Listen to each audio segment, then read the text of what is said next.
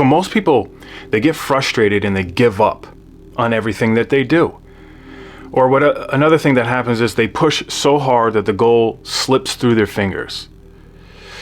And you always hear this, you gotta hustle harder. People always say that. But what if that's exactly what's keeping you from real success? And I know because I've been there plenty of times, I got the gray hairs to prove it. But here's the thing. What if the struggle isn't even necessary? What if trying so hard is not only the reason why we're not where we want to be, but also the reason why we're addicted to that reason in the first place? So, you got to ask yourself, what if the stress is unnecessary and it's just sabotaging progress? Now, I was looking at my bookshelf the other day and I'm thinking, what am I going to make a video about? I have no clue what my next video is going to be about. And that's one of the biggest challenges about being consistent as a content creator, is just coming up with ideas. So I look at my bookshelf very often in general, just to reflect on a lot of the things I've learned.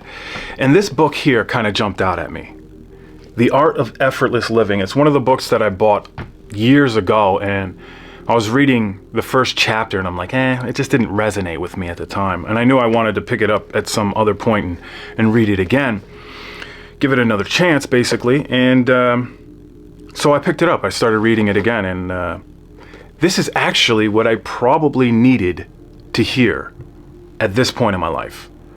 So you can tell it's inspired by Taoism. And what she argues in this book is that most of us are stuck in a cycle of tension, stress, and burnout. And we believe that effort equals results.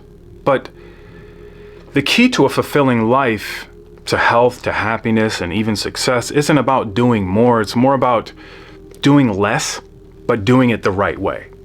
Now, it's actually not some woo-woo, just think positive nonsense, or a hack for people who think $16 smoothies are your gateway into enlightenment or something like that. It's more practical, and it has a lot of practical things in the book. So I think it'll change the way you approach everything. And sometimes we really need to change the way we are approaching things. It's more than just a mindset. This is my visual representation here of two different mindsets. And really, it's a visual representation of these mindsets. One of them, of course, is going to kill creativity, the tidal wave mindset. It's going to drag you straight to burnout city, and we don't want to be there. The other one is going to lead to more creativity, which is the calm mindset. It's going to also lead to better creativity, more fun, more flow, more composure, okay? And it's going to give you the kind of energy that's not found in a bulletproof coffee, but more of an internal energy. Now, this is where most people camp out, believe it or not. They camp out in the tidal wave mindset. This is where everything comes crashing down on us. We rush, we have anxiety. There's a lot of fear-based emotions in that. It's like this tidal wave mindset. We're caught up in the riptides of anxiety, of desire, hurry and worry and stress. We're overly obsessed with the wrong things, and we believe that if we just try harder, we'll eventually hit this bullseye, but that never really happens when we're in this state. So in reality, what we're doing is we're moving that goalpost further down the road. So here's the reality. Now these lines here, as you see, I made them squiggly because they're a chaotic mess. All these emotions, when we're focused on the end goal, we're rushing, we're in chaos. We don't have the wherewithal to get to where we need to be. They don't get to the finish line here, which is the bullseye. They get distracted by shiny objects. They go berserk when life happens. And then they faceplant into Burnout Boulevard here. So you might have noticed how some people are they're perpetually miserable constantly. They're anxious all the time. They're unable to enjoy themselves. And it's like they're fired up one moment for some reason or another, and then they just burn out the next, and they crash. Now, if you've ever seen a squirrel or chipmunk drink espresso, that's exactly what it looks like in the tidal wave mindset, because what you're doing is you're going from 0 to 100, and then you're not having any progress. This is what it is here, these lines. Number 2 is keep attention on your inner calm over the anxiety. Your emotions are basically the producer of your performance. So you got to think of it like this. If anxiety is the music and you're putting music together, the music is going to sound offbeat. The instruments are going to be too loud, your vocals are going to be all over the place, and then having to listen back to that is going to sound like torture. You're going to torture yourself looking back on your own life, because you're adding insult to injury when you do that. So just hit the pause button. Breathe like you're in a yoga class.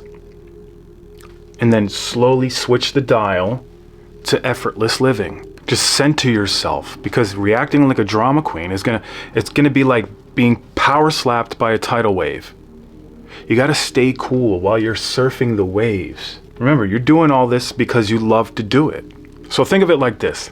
Panic is your brain being frantic, bouncing around inside your skull. If you were to look at your own brain, the activity in your brain, during a time like that, it would look like when somebody's trying to break dance and they don't know the moves, they've never tried it, and they look like a fish that's flopping around on the ground and they feel like a fish out of water. When you chill, you're dancing to the music with a smile on your face. You're not thinking about it. You're feeling the vibe.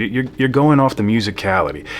You're enjoying the moment. So when we think about this, when you want to do this, right, you want to keep your attention on things that make you feel calm. You want to prime your brain to feel good before you start anything. So for example, listening to the right song that puts you in the right state, or do some quick breathing exercises to center yourself. Think about it.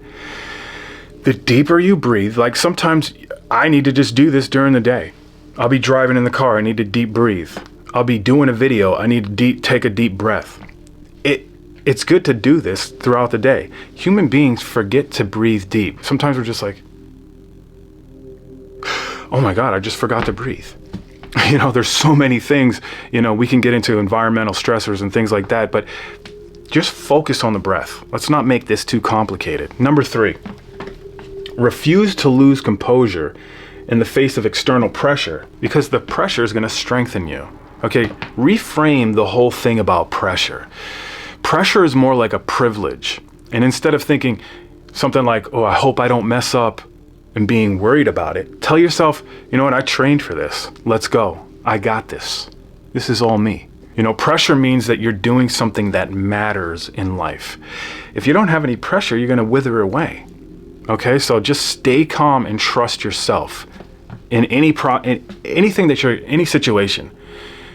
Trust yourself. You've got it. You've been through so much already. What a lot of people end up doing is they use pressure as a green light to freak out. It's like Daniel Amon's automatic negative thoughts. It's an automatic response to freak out because it's a high pressure situation, and they're freaking out like it's a broken mic on karaoke night. Just chill, okay? Because the outliers, or anybody that's overcoming anything, becomes more of like a rock, while the world is literally throwing curveballs at you. The repetition of seeing the curveball over and over again, you know where it's going. So you have more confidence in the situation. You don't have to do anything.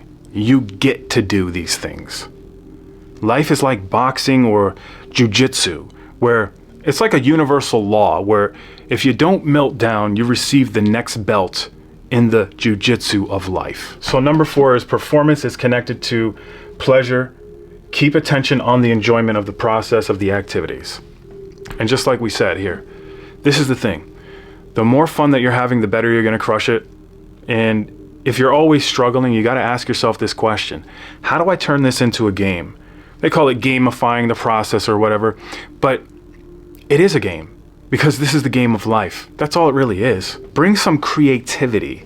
You are designed for your own unique creativity. Like turning a public speaking mistake into a decent training by accident, by stopping the worry and vibing instead of worrying and thinking too much. Fun is not the enemy of success, it's your friend. So before you have a challenging task or a boring task even, try exaggerating your body language.